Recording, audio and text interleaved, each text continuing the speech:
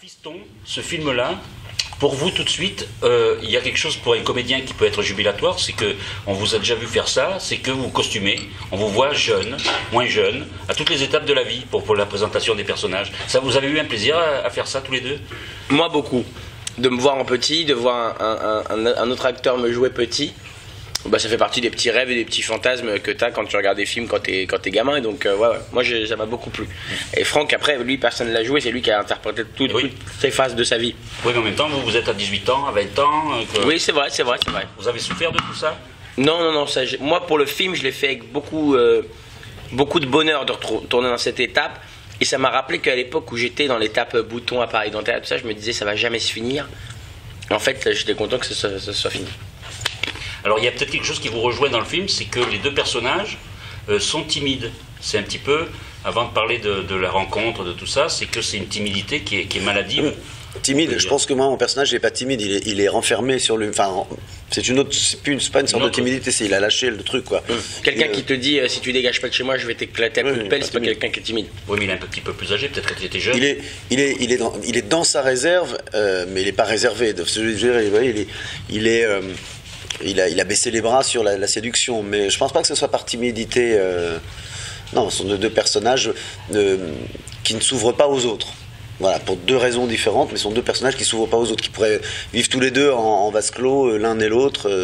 Voilà, ils ne sont pas ouverts aux autres. Ce sont des personnages qui résonnent en vous, à tous les deux, à chaque fois quand on vous propose un scénario comme ça. Il y a toujours des résonances personnelles qui arrivent. Moi, c'est un de mes premiers films, Fiston, et c'est une des premières fois que j'ai ressenti justement des choses personnelles. Et donc forcément, maintenant, quand je lis des scénarios pour d'autres projets, j'ai toujours un peu la titre de comparaison. Je pense que ça doit être comme toi pour Camping. Pendant un moment, ça a dû être...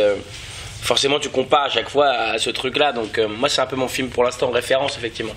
Moi non, ça ressemble pas à ma vie. Non, c'est un vrai personnage. C'est un vrai personnage. J'y mets forcément un peu de moi, de ma voix, de tout ça.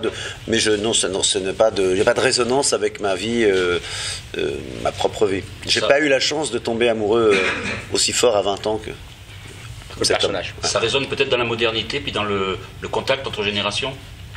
Bien sûr. Ça résonne complètement pendant tout le film. Oui. Et vous l'avez ressenti aussi sur le tournage? Oui, moins qu'à l'écran. Moins. À l'écran, quand on regarde le film, on se dit c'est vraiment le jeune et le vieux qui se rencontrent. Nous, sur le tournage, c'était plus vraiment plus de potes qui se rencontrent, qui partagent un vrai moment artistique et aussi de plaisir et de rigolade. C'est ce qui nous permettait aussi de trouver parfois des vannes ou des trucs sur la différence de génération, parce qu'on était exclu de ça. Si on avait été en plein dedans, on ne l'aurait pas compris, parce que soit lui n'aurait pas osé, il serait peut-être dit attends, si je fais ça, Franck va trouver ça. Je veux pas vexer Franck, lui se serait dit je vais pas lui faire un truc sur ses cheveux parce que je veux pas vexer Kev. Et alors là, on serait rentré dans un truc. Là, c'est parce qu'on avait une vraie vision de ce que nous on représente.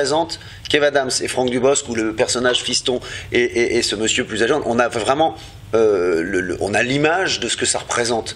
Donc c'est ce qui nous a permis d'être drôle, parce qu'on n'est plus ou pas ces personnages-là. Donc c'était comme deux marionnettes qu'on peut manipuler et se dire tiens, et si elle faisait ça, si elle faisait ça. Si on avait été en plein dedans, on n'aurait pas pu s'en extraire. Il y a des petites choses que vous avez appris l'un l'autre? Moi, il m'a appris beaucoup de choses. Il est allé même parfois jusqu'à me donner des petits bouts de texte pour mon spectacle, à des moments où je trouvais plus l'inspiration. Donc c'est plus que de l'aide, là ça devient carrément du droit d'auteuring. Non, mais voilà, il y a eu cet échange pendant tout le tournage qui pour moi, comme je l'ai dit, était très enrichissant, parce qu'au niveau du jeu de comédien, j'ai beaucoup appris. Et pour la scène, que ce soit sur l'écriture, que ce soit sur le jeu de la scène, sur la lumière, et encore jusqu'à aujourd'hui, sur la technique, sur tout ça, on en parle très souvent. Et pour moi, forcément, l'expérience, à un moment donné, on peut avoir tout le talent du monde, il y a quelque chose qui ne peut pas se battre, c'est l'expérience. Vous avez quelque chose à dire par rapport à ça, Franck? Moi, forcément,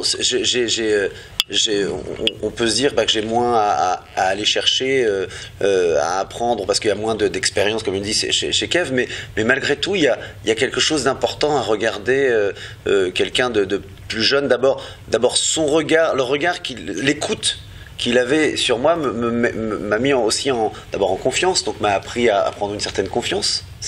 Mine de rien, c'est ça aussi, c'est que moi, si je peux être fragile aussi à un moment, quand tout à coup j'ai un Kev qui me dit moi j'adore ce que tu fais, ce que j'apprends, c'est que si je l'écoute, si je le regarde faire, tout à coup il me donne une énergie incroyable, et puis j'apprends aussi que je sais pas tout. parce que s'il peut poser une question, moi j'ai pas la réponse. Et parfois il est arrivé que lui me donne une réponse aussi sans le savoir. Je crois qu'on apprend autant, on apprend des jeunes aussi, on apprend par je saurais pas ni quantifier ce que j'ai appris, ni dire c'est à tel moment ou tel moment, mais en étant à l'écoute, je sais pas, s'il y a plein de choses, autant sur le professionnellement que dans la vraie vie. Que dans la vie aussi, parce qu'il fait partie de la vie d'aujourd'hui. Je n'ai pas non plus 70 ans, je ne fais pas partie d'une autre vie, mais malgré tout, il fait partie de la vie d'aujourd'hui. Donc le regarder, l'écouter me sert aussi, moi, me nourrit aussi, et dans mon jeu, et dans ce que je vais faire, mais peut-être aussi dans mon spectacle, peut-être aussi autrement, c'est pas forcément ponctuel, ce que j'ai pu apprendre avec Kev. Ça s'étale, c'est-à-dire que tout à coup, il me redonne un coup de jeune, on va dire, vous voyez. C'est horrible de dire ça, parce que moi j'ai l'impression de ne pas avoir vieilli. Un coup de jeune. Mais vous faites, oui, un coup de jeune. Vous faites pas jeune, vous ne faites pas vieux plutôt. Lapsus non révélateur. Non, mais bien sûr que non. Je sais bien. Non, mais attention, je suis pas. Moi, je me plais toujours à dire, je suis content d'avoir fait le vieux de Kev, mais je suis content d'avoir fait le vieux de Kev parce qu'il est jeune, parce qu'il est, oui, parce qu'il est jeune. Donc voilà. Puis je me plais sur ce film. Mais je vois ce que vous voulez dire. Si c'était un duo, par exemple, d'un acteur d'une trentaine d'années avec Franck, la dualité de génération fonctionnerait pas. Ouais, ça serait pas là. Parce que aussi moi j'ai fait des personnages qui n'ont pas d'âge. Je parle souvent on parle de camping, mais dans Disco, dans Incognito, dans tous ces films-là, il n'y a pas vraiment d'âge avec mes personnages. Il n'y a pas vraiment la seule chose qui leur donne un âge, c'est mes cheveux qui blanchissent un peu plus ou quoi. Et encore, parfois on les reteint, on les change.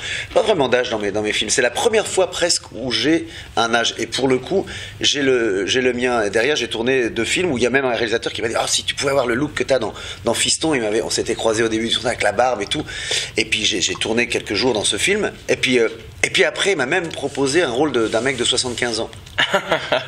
Mais c'était très flatteur, parce que il savait bien que j'ai pas cet âge-là, mais tout à coup il m'a dit cette maturité. Donc ce qui me fait beaucoup plaisir, c'est que derrière je fais des films où je refais le jeune, mais ce qui me fait plaisir, c'est que je me dis il y a encore du chemin devant. Il y a encore beaucoup de rôles vachement intéressants à faire devant. Et puis là aujourd'hui je redeviens le jeune d'autres vieux.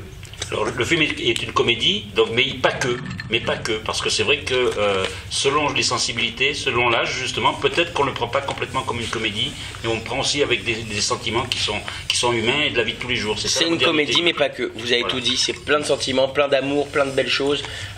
Moi, il y a plein de sujets qui me touchent énormément, je ne vais pas trop vous en dire parce qu'il faut aller voir le film, mais voilà, vraiment on se marre, mais c'est pas, si vous attendez à une grosse poilade comme pouvait l'être un truc 100% humour comme Franck a pu faire à l'époque, comme les petites annonces ou des choses comme ça, on n'est pas du tout là-dedans.